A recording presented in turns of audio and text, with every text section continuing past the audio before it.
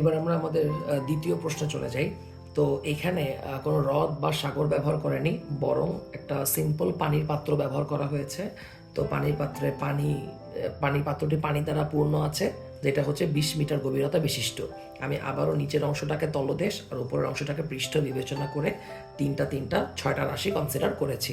তো এখানে একটা ইনফরমেশন দেওয়া আছে যে যখন অ্যাগেন পানির তলদেশ থেকে একটা বুদবুদ সৃষ্টি হইল, যেটা তলদেশ থেকে পৃষ্ঠে উঠে আসলো।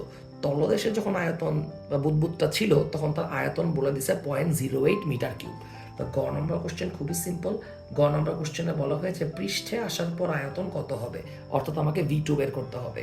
আবারও প্রশ্নের টেম্পারেচার নিয়ে কোনো কিছু বলা নেই, তাহলে টেম্পারেচারকে আমরা কি ধরে নেব, কনস্ট্যান্ট ধরে নেব। আমরা ইউজ করব হচ্ছে বয়েলের সূত্র।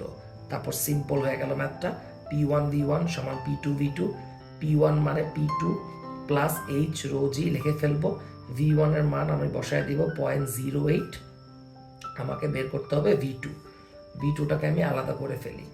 এইবার আসি একটা, আবারও সাবধান থাকতে হবে এমন একটা জায়গায় আসি।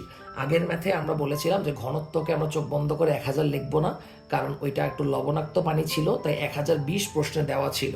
এখানেও একটা নতুন জিনিস আমরা দেখতে পাচ্ছি। যদিও আমি এতদিন ধরে আপনাকে বলেছি যে পৃষ্ঠের গভীরতা 101325 প্যাসকেল মুখস্থ করতে হবে, কিন্তু এখানে প্রশ্নে বলেই দিয়েছে যে বায়ুমণ্ডলের চাপ 10⁵ প্যাসকেল।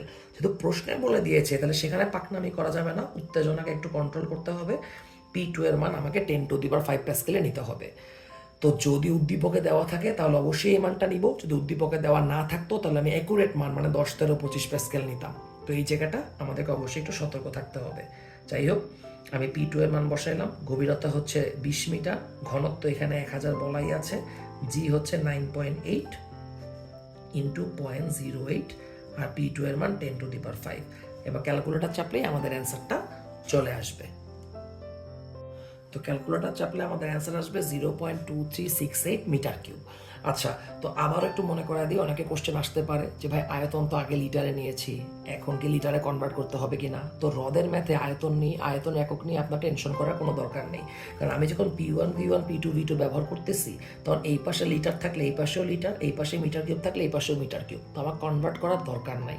কিন্তু চাপটাকে কেন আমি প্যাসকেলে নিতে বলতেছি, P2 এর যে চাপটা, তার রিজন হচ্ছে আমি যখন P1 এর সূত্র বসাচ্ছি তখন আমি H রো জি ব্যবহার করতেছি, এর রো আমি ব্যবহার করতেছি SI একক, জি আমি ব্যবহার করতেছি SI একক, তাই চাপটাকেও এখানে আমার SI একক মানে প্যাসকেলে ব্যবহার করতে হচ্ছে।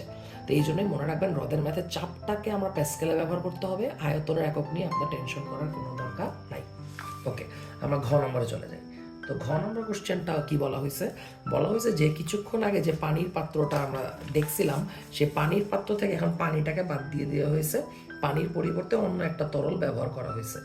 এখন অন্য একটা তরল ব্যবহার করার কারণে এইখন যে বায়ু বুদবুদটা, সেটা হচ্ছে যখন তলদেশ থেকে পৃষ্ঠে উঠে আসছে তখন তার ব্যাসার্ধ হয়ে গেছে দ্বিগুণ। তার মানে এবার কি নিয়ে কথা বলা হয়েছে, ব্যাসার্ধ নিয়ে কথা বলা হয়েছে। তো প্রশ্ন হচ্ছে পানি আর তরলের মধ্যে কোনটি ভারী হবে। তাহলে আগে আমরা বোঝার চেষ্টা করি, উদ্দীপকটাকে একটু নতুনভাবে সাজাই। আবারও আমার কাছে পানির পাত্র আছে, কিন্তু এখানে পাত্রের মধ্যে পানিটা নাই, পানির পরিবর্তে অন্য একটা তরল আছে। ওকে, আর এখানে আয়তন V1, এখানের আয়তন V2, এখানে চাপ P1, এখানে চাপ P2। তাপমাত্রা নিয়ে কোনো কথা বলা নাই, তাই তাপমাত্রাকে আমি এবার কনসিডার করতেছি না। কিন্তু আমি তো তরলটাকে চেঞ্জ করছি, পাত্রের হাইট তো আর চেঞ্জ হয় নাই, পাত্রটা 20 মিটার হাইটেরই আছে। এখন প্রশ্নে আগের ম্যাথে বা এতদিনের ম্যাথে আমরা শুধু আয়তন নিয়ে কথা বলছি, বাট এখানে বলছে ব্যাসার্ধ দ্বিগুণ হবে। তো এটা নিয়ে আমি ক্লাসে কথা বলছিলাম যে সাধারণত বায়ু বুদবুদ বা বেলুন নিয়ে ম্যাথ থাকে আমাদের।